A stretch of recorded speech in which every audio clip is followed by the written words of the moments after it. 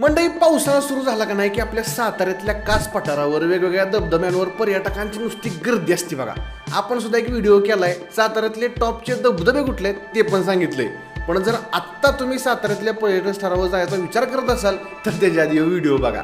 कारण सातारा जिल्ह्यात मोठ्या प्रमाणात पाऊस सुरू झालाय आणि त्यामुळं साताऱ्याचे जिल्हाधिकारी संतोष पाटील यांनी सुरक्षिततेच्या दृष्टिकोनामुळं विविध पर्यटन स्थळांवरती पर्यटकांसाठी 21 ऑगस्टपर्यंत निर्बंध लागू केलेत. यामध्ये विविध धबधबे आहेत, कास पठार आहे, महाबळेश्वरमधली पर्यटन स्थळ आहेत आणि धरणं सुद्धा आहेत. मग आता हे निर्बंध नक्की काय आहेत ते थोडक्यात आजच्या व्हिडिओमधून आपण बघायचे. नमस्कार मंडळी, तुम्ही पाहताय .com अर्थात कॅरी ऑन मराठी. तर मंडळी, पावसाळ्यात जिल्ह्यातल्या पर्यटन स्थळांवरती गर्दी वाढत असते. वेगवेगळ्या भागातनं पर्यटक येत असतात आणि ह्या पर्यटकांची सुरक्षा म्हणून जिल्हाधिकारी संतोष पाटील यांनी निर्बंध लागू केलेत.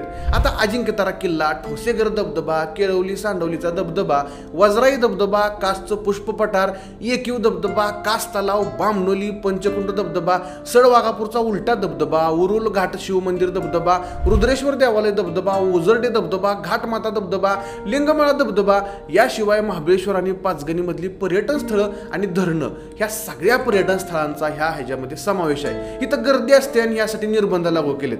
20 जून पासून हा आदेश लागू झालाय. आता ह्या आदेशात नक्की निर्बंध कुठले आहेत ते तुमचा भाऊ तुम्हाला सांगणार आहे. नीट ऐका. पावसामुळे वेगानं वाहणाऱ्या पाण्यात उतरायचं नाही, पोहायचं नाही, धबधब्यांवर जायचं किंवा धबधब्याच्या पाण्याखालच्या प्रवाहात बसायचं ह्याला बंदी घातल्या.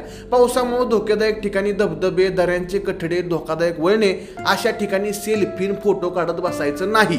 धबधब्यांच्या परिसरात दारू प्यायची नाही, मद्यधुंद्या अवस्थेत धिंगाणा घालायचं नाही, तिथं प्रवेश पण करायचं नाही. वाहतुकीचे रस्ते, धोकादायक ठिकाणी ह्या ठिकाणी वाहनं थांबवायची नाहीत.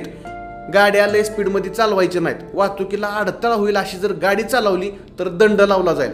सार्वजनिक ठिकाणी खायचं नाही, कचरा करायचा नाही, काचच्या प्लास्टिकच्या बाटल्या टाकायच्या नाहीत. थर्माकोलचं प्लास्टिकचं साहित्य तर अजिबातच टाकायचं नाही. वायू, जल आणि ध्वनी प्रदूषण होईल अशी कुठलीही गोष्ट करायची नाही.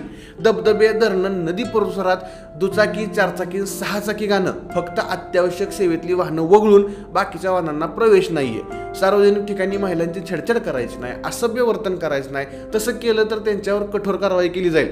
सार्वजनिक ठिकाणी मोठ्या आवाजात संगीत यंत्रणा, डीजे वाजवायचं, गाडीचं साऊंड लावून नाचत बसायचं असल्या गोष्टी करायच्या नाहीत. अशा प्रकारे पर्यटकांनी आनंद घेताना स्वतःच्या आणि इतरांच्या सुरक्षेची काळजी घ्यावी यासाठी प्रशासनाकडून ही निर्बंध लावल्यात. मंडळी, आपल्याला लाभलेल्या निसर्ग सौंदर्याचा आनंद घेताना आपण सुद्धा आपली आणि इतरांची काळजी घेतली पाहिजे. निसर्ग जेवढा आल्हाददायक आहे, सुंदर आहे, तितकाच तो जीव घेणा आहे ह्याची प्रचिती आपण वेळोवेळी बघितली. म्हणूनच प्रशासनानं लावलेल्या निर्बंधांची सगळ्या पर्यटकांनी काळजी घ्यावी, हात जोडून विनंती.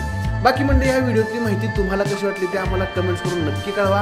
हा व्हिडिओ तुमच्या आडदान मित्रांपर्यंत नक्की पोहोचवा आणि त्यांना पण सांगा निर्बंध लागल्यात म्हणून. आणि असेच नवनवीन व्हिडिओज पाहण्यासाठी, अशीच माहिती मिळवण्यासाठी आपल्या कॅरी ऑन मराठी या यूट्यूब चॅनलला सबस्क्राईब करायला विसरू नका. धन्यवाद.